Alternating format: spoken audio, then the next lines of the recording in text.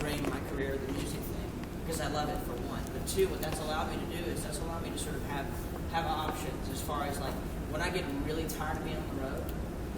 I just put together a brand new studio in Nashville. We're actually working on it next week.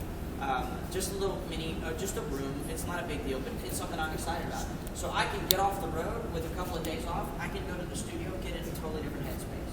Because making music in the studio is like, it's a totally different job title from making music on stage. I mean, it's a totally different world, right? And so what's great about what I get to do is that I can get off the road and I can go, I can say, you know what, I gotta take this hat off, I've gotta get out of this mindset. I can go home, I can write a song. I can start from scratch.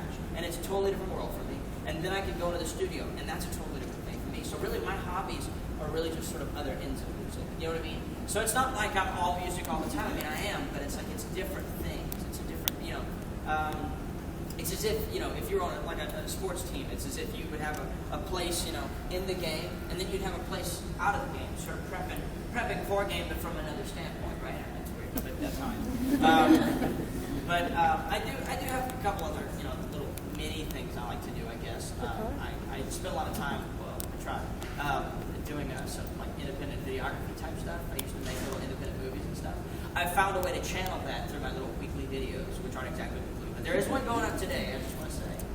If it's not going out already, I don't know if it has or not. But yeah, that's, if anything, that's kind of my out of music hobby, which I figured out a way to actually link it to music. So there you go. I'm that much of a geek. So there you go. Yeah. Did you yes? What's your favorite song playing guitar? Favorite song playing on guitar? During this show, somebody drives great.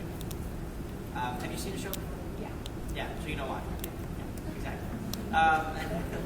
Yeah, and we've even expanded it, so tonight it's going to be Acapella. But yeah, no, Somebody's Heartbreak is my favorite to play on the guitar. Electric, it's fun. I've got a lot of time to do whatever I want, I love it. You had a question? What inspired you to start singing and doing all this? I don't know. I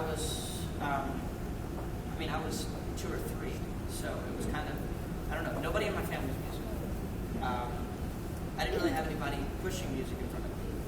I don't know what it is, but I sort of found it. I don't know. When I was a kid, it was just like, it moved me. It was something I wanted to do.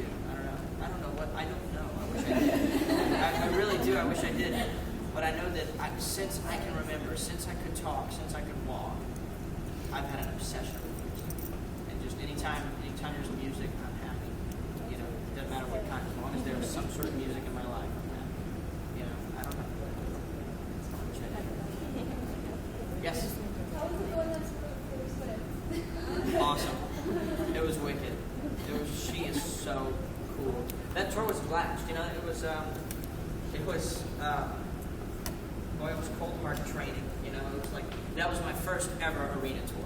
It was my first time playing in an arena. I luckily had gotten to stand on stage with Keith Urban last summer.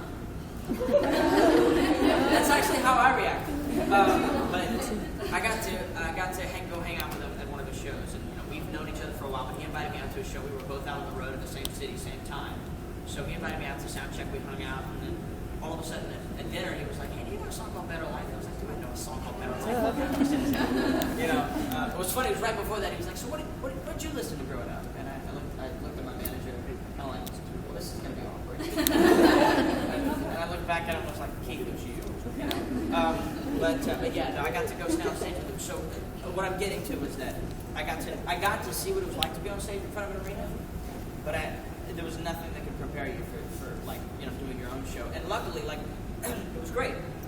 We did a sort of acoustic arrangement, so it wasn't like the big band. I didn't have a whole lot of stuff to think about. I had an acoustic guitar, no pedals, and I had a piano, and that's it. So my technical side of my mind was free. We were playing songs that we had been playing for a couple of months, so I didn't have to think too much on the songs.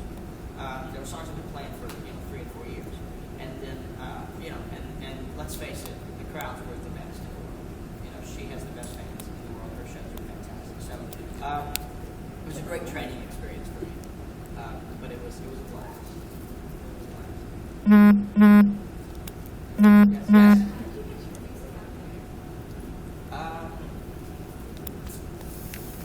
I don't know. That's a really long answer.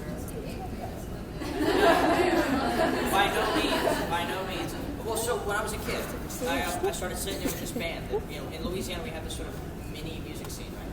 So there's a lot of like fairs and festivals, and there's not a whole lot of really cool rooms like this in Louisiana as far as like for somebody like Cajun music and things like that. But there's a lot of fairs and festivals, and so I started sitting there with this band. This band sort of became my own. You know, this is like over a 10-year process.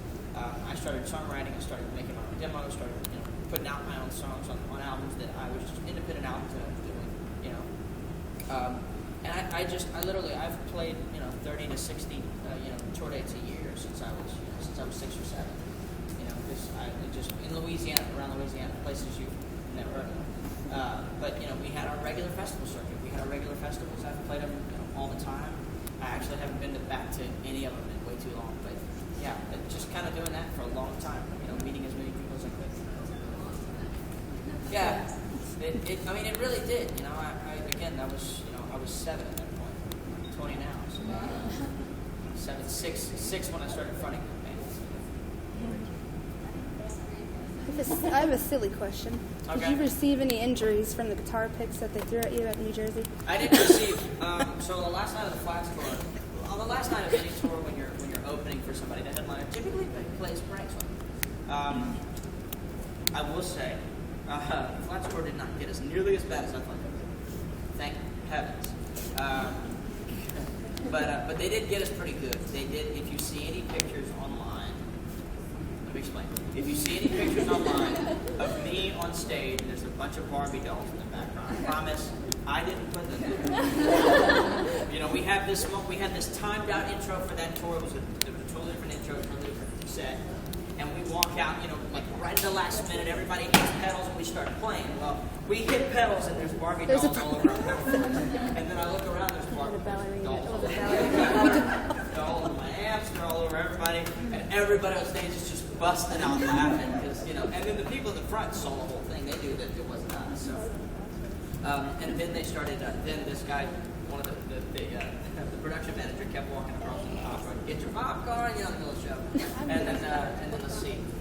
They pelted picks at us. They have this one guy on the tour, he's Jay DeMarcus's tech, who can literally throw a pick like this and hit somebody square in the head on stage from here. The guy is brilliant, but it hurts. Because the picks that he uses are really heavy. In fact, I kept a couple of them. But he pelted me with picks, and so I moved my mic stand out to the front of the stage, and he came by and just threw a bunch of them at me. And they hit us with a bunch of stuffed animals and all of that. Ping pong balls. So it was a fun night. Fun night. One I wish to forget simply because all the pictures of that night. There are a lot of pictures. Yeah. So we were at that concert. Yeah, you guys were there. We were so far away, we thought it was stuffed animals. Oh, they did? Well, bunnies They threw a and lot of stuffed animals. yeah. He said Barbie stuff. We didn't see Ping Barbie, pong ball stuff. They found everything they could. I was right on stage. but it wasn't as bad as pong. Wasn't as bad as I thought. No. I was expecting my backdrop to disappear and then come down in front of me. And I've seen them, hire a marching band to come to the arena during the show. So I was expecting all of that. That didn't happen. So I thought they should erase your piano and put like I love Jay or I love Joe Dolan or something. if they would have, That would have been funny. it would I have been. told it them would to have do been it, a but they problem. didn't do it. And we would have gotten a wicked day out of it. But anyway, I digress. Yeah. Semi Music Festival. It looks like we will. Yeah, we're actually working on that now. They keep me out of it, and on purpose. I don't know until like the week before what we're doing. I don't know what I'm doing tomorrow. That's how my life goes. But I keep it like that so that I can just enjoy where I'm at right now. But yeah, no, I know. I've heard that we are working. So if you're going, we'll be there. I don't know where. I don't know when. But we'll be there. For sure. Yeah, somewhere. Yes. Is it a pack? Is it a pack? Back to December. It's my favorite. It's just there's something about when I watched the show every night. It was like that was the one song that just always just like it's just so emotional.